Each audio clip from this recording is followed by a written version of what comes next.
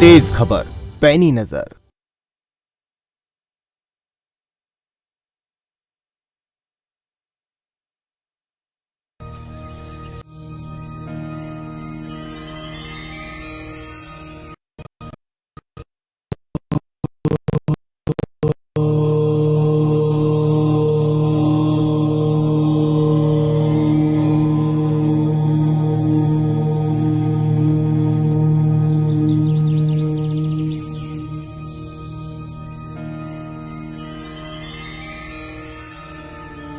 मेरे नज़दीक, घर के नज़दीक जहाँ पे मैं रह रहा था द्वारका में, वहाँ पे सेक्टर 6 में मुझे शिवानंदा योग सेंटर जो है उसके बारे में पता चला। मैं वहाँ पे गया और वहाँ पे मैंने जब बात की तो टीचर्स ने मुझे गाइड किया कि आपको ध्यान के साथ साथ जो है ना हठ योग शुरू करना चाहिए, उससे आपको जल्दी आराम मिलेगा। और इसी क्रम में जो है मेरी मुलाकात हुई सुरेश जी से, मेरे जो टीचर हैं, जिनसे पहली बार जब मैं मिला वो दिन मुझे आज भी याद है, वो समय भी मुझे याद है, बिल्कुल मेरी आंखों के सामने तैरता है, क्योंकि मैं पहली ही क्लास में उनसे इतना प्रभावित हुआ। तो क्लास ख़त्म होने के बाद मैंने उनसे बात की कि अगर आपके पास समय है तो मैं मेरी लाइफ के बारे में कुछ पर्सनली शेयर करना चाहता हूँ। 2016 की बात है जब मुझे तीसरी बार इंसोम्निया हुआ, और उससे पहले 2 बार काउंसलर साइकेट्रिस्ट की हेल्प से जो है मैं ठीक हो चुका था। लेकिन तीसरी बार जब मैंने अलग अलग डॉक्टरों तक अप्रोच की, मैं उनके पास काउंसलिंग के लिए गया, और एक नहीं कई सारे डॉक्टर्स के पास दिल्ली में, इवन सफदरजंग में भी मैं गया, तो मुझे कुछ खास जो है असर नज़र नहीं आ रहा था। और मुझे 18 दिन और रात हो गई थी बिना सोए, लगता था कि दिमाग की नसें फट जाएंगी, और नींद ना आने की वजह से ना ऊर्जा शरीर में बचती नहीं थी, कुछ काम करने की हिम्मत नहीं होती थी। और वो मेरी लाइफ में इतना बुरा दौर था कि मैं सोचता था कि अब ज़िंदगी में कुछ भी नहीं हो सकता। मैं हर तरफ से उम्मीद खो चुका था। सितंबर में थॉमसन रॉयटर्स ज्वाइन किया एज ए रिपोर्टर। मेरठ में मेरी पोस्टिंग थी, 4.5 साल में वहाँ पे काम करता रहा। वहाँ भी एक छोटा सा दौर आया, काम बढ़ जाना, जब मेरी प्रमोशन हो गई थी और मैं 5 रिपोर्टर्स की टीम को हैंडल कर रहा था, तो उस दौरान थोड़ा सा तनाव आया, और उस वजह से मुझे सेकंड झटका जो है इंसोम्निया का दौर मेरी लाइफ में दूसरी बार आया। तो जब मैंने योग शुरू किया, आपको शुरू में जब मैं प्रैक्टिस करता था, अभ्यास करता था क्लास में, तो कई बार मन ऐसा होता था कि मैं छोड़ के भाग जाऊं। मुझे विश्वास नहीं हो रहा था कि ये मेरी हेल्प करेगा। कुछ समय लगा लेकिन मैं टिका रहा। तो करीब 10-15 दिन में मुझे फ़र्क दिखने लगा, एक उत्साह था कि मैं कुछ नया सीख रहा हूँ। जब मैं योग में आया और मैं टीचर्स ट्रेनिंग कोर्स के लिए केरल में गया, तो वहाँ पर मैंने देखा कि अलग अलग कल्चर के लोग हैं। हम 218 लोग थे आश्रम में, उस बैच में जो टीचर ट्रेनिंग कोर्स कर रहे थे, और उसमें से 48 इंडियन थे। बाकी सब लोग अलग अलग देशों से, अलग अलग कल्चर के, 20 से ज़्यादा देशों के लोग। जब सुबह वहाँ पे बैठ के 350-400 लोग बैठ के एक साथ ओम का उच्चारण कर रहे थे, तो आपका रोम रोम खिल उठता है। मतलब जैसे होता है ना कि कई बार सर्दियां लगती हैं और आपके रोम खड़े हो जाते हैं, तो कुछ ऐसा अनुभव था।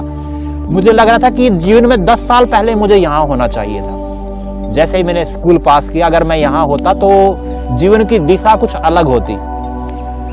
मैंने इधर उधर समय बर्बाद किया है, और मुझे खुशी इस बात की थी कि मैं एक सही जगह पे हूँ। योग शुरू करने से पहले 13 साल करीब स्मोकिंग का एडिक्टेड रहा, और बहुत मुश्किल होता था। मैंने कई बार छोड़ने की कोशिश की।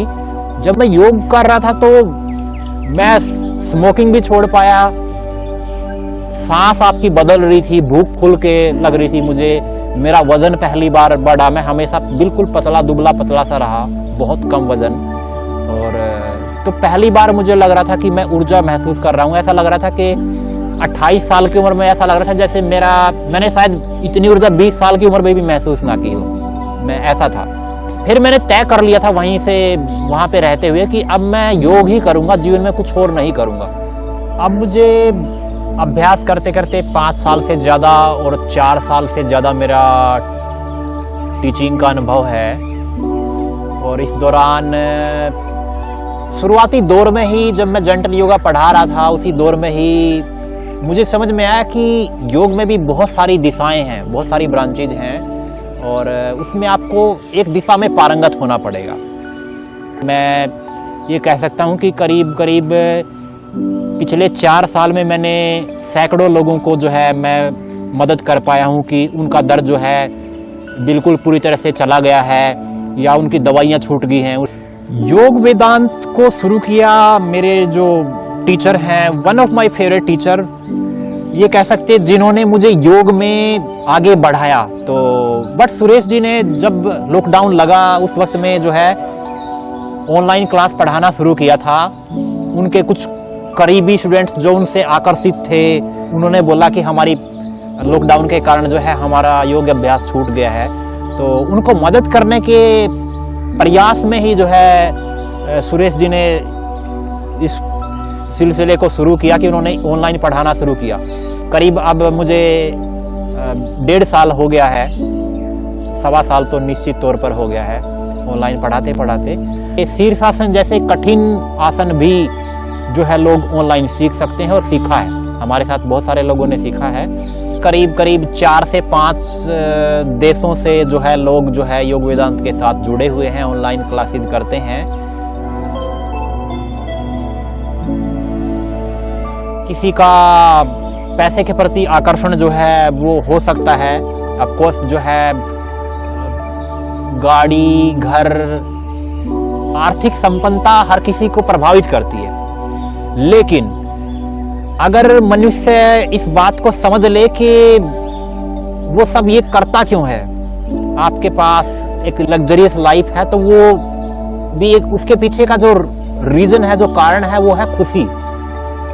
वो खुशी इंसान अलग अलग मैटेरियलिस्टिक चीजों में ढूंढता है और योग में वो सब आपको मिल जाता है। मैं ये मानता हूं कि जो योग में आपको मिलता है, जो मानसिक संतुलन, जो स्थिरता और जो खुशी आपको योग करते हुए अनुभव होती है, ध्यान करते हुए, प्राणायाम करते हुए या आसन करते हुए जो आपको स्थिरता या शांति अनुभव होती है, वो हम बाहर तलाश करते हैं, जीवन भर करते रहते हैं। जीवन भर दवाइयों के सहारे जीवन बिताने से मुझे पर व्यक्तिगत तौर पर बेहतर लगता है कि आप भले ही थोड़ा कम कमा लें, आपके पास वो उतनी लग्जरी नहीं होगी, लेकिन एक खुशी होगी, एक संतुष्टि होगी। योग अभ्यास करते हुए मैं इस स्थिति तक पहुंच पाया।